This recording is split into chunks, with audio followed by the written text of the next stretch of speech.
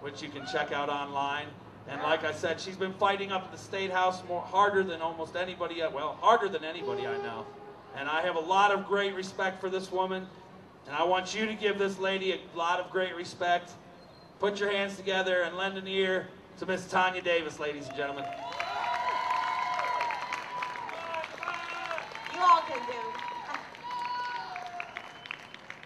My name is Tonya Davis, and I don't have a script, I don't have a speech, I just speak from my heart. Because this is a heart issue. You know, when I came up with the Ohio Patients Losing Patients rally, it made a lot of sense, don't you agree? Because aren't we losing patients? Aren't we tired of having our lives invaded? Because we make a choice? Don't you all agree that they shouldn't be caging up folks like animals for making a choice? You know, I started out in this movement, and it was really a selfish reason.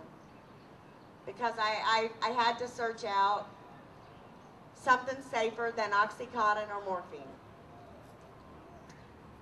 My doctors really believed they were doing me good by prescribing me Oxycontin and morphine patches.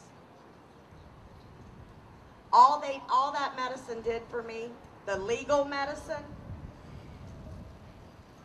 was make me sit in a corner and drool. All the pharmaceuticals, when I first got sick, they had me on 78 pills a day. Now the doctors all meant well. I've got some of the best doctors in this state. But what they didn't really let me know about was that there was a safer alternative. And the reason that they were scared to tell me there was a safer alternative was because they were afraid of the federal government coming in and taking their license away because they would be brave enough to recommend it to their patient. Thank God I've got some common sense doctors. Because if they didn't use common sense, I'd probably be suffering today.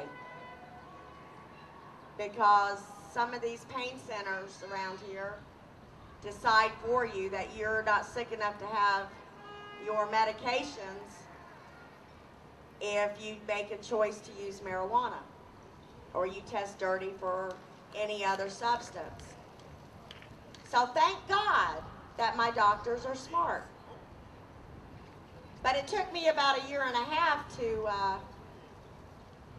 to get the courage up to talk to my doctor about medical marijuana. You know, I went in his office and I go, I really have something to talk to you about, but I'm scared. He says, honey, don't be scared to tell me anything. I said, but Doc, you really don't have an idea what I'm about to talk to you about. And this was about, I don't know, 3 years ago, 4 years ago, I grew a set of balls. And I sat down, you know, I'm telling people to tell their doctors to put in their records that they use marijuana as a medicine, but I wasn't taking my own medicine and my own advice.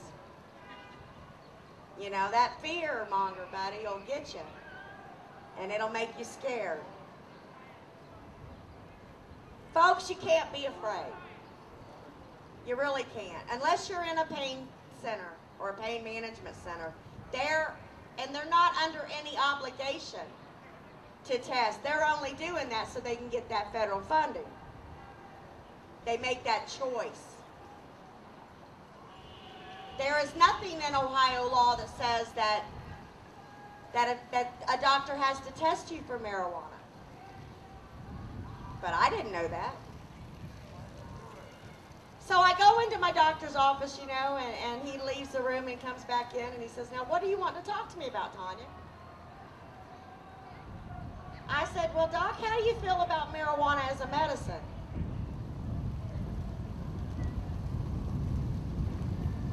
He starts telling me, and I let him tell me, even though I already knew. "Ah, Tonya, don't you know that that is racial and greed motivated?" Which is the truth. And they're still trying to kick out people out of this country and rule people's lives. But he tells me all about Henry Enschlanger, who was our first drug czar, who decided that if white women or if the black women, or if the black people, or the black man, or the Mexican man liked it, they couldn't have it around their white women. And this was back in the time when it was politically correct. Even though they didn't learn enough by the alcohol prohibition. People are going to do what they do. That's why I wanted to have this town hall at Fountain Square. Because I think that this discussion needs to be done. You know, we've been lied to. We've been lied to a lot. And the ones that were afraid to come here today shouldn't be. But it's because of the fear. It's because of the fear-mongers and the lies. Because the only thing that has hurt or killed that has anything to do with this plant is the prohibition. Don't y'all agree it's been the prohibition that's killed people? And don't you think that it's time that we force our legislators and our lawmakers to do what the people want? They're there to be representing us, not their church or their mother. And I had a senator in the state of Ohio tell me, "Tonya, I'm with you. But at the end of the day, I have to face my mother and my church." That man got reelected. Y'all put him back in office. Every person that's in office right now, y'all put in there. Now you're all throwing me in front of the Republicans. Thanks. But I'm not afraid of them. I figure they put their pants on the same way I do. And I'm not going to be afraid. I'm going to take the mic a little bit later as well.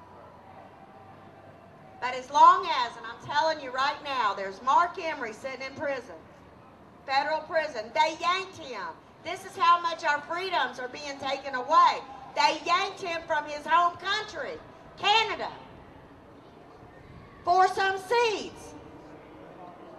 Now he's got a 5-year prison sentence, federal prison sentence, away from his country because our country thinks it's God.